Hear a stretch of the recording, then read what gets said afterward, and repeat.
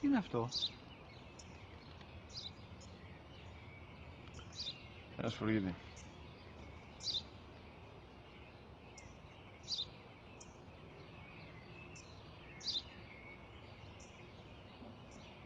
Τι είναι αυτό? Μόλις τώρα στο είπα, πατέρα, σφουργίτη είναι.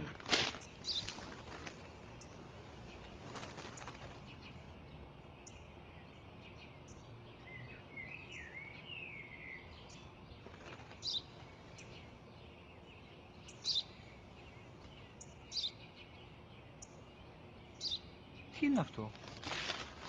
Ένα σπουργίτη είναι, πατέρα. Ένα σπουργίτη. Σπου-γι-τι.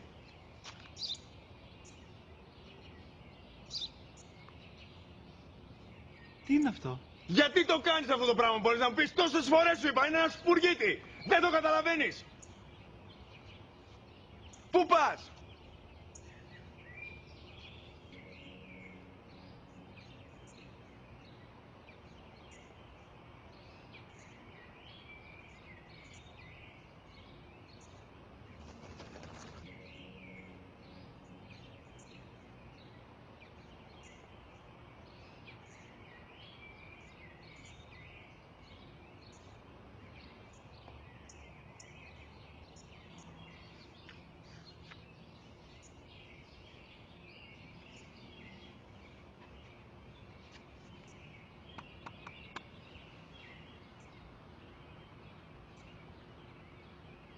Δυνατά.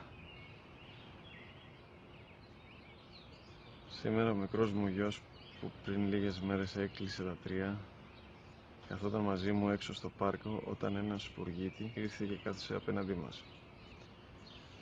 Ο γιος μου με ρώτησε 21 φορές τι ήταν αυτό και του απάντησα και τις 21 φορές ότι ήταν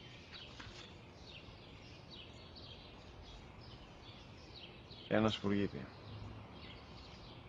Τον αγκάλιασα τρυφερά και τις 21 φορές που μου έκανε την ίδια ερώτηση ξανά και ξανά, χωρίς να εκνευριστώ, νιώθοντας στοργή για το αθώο μου αγοράκι.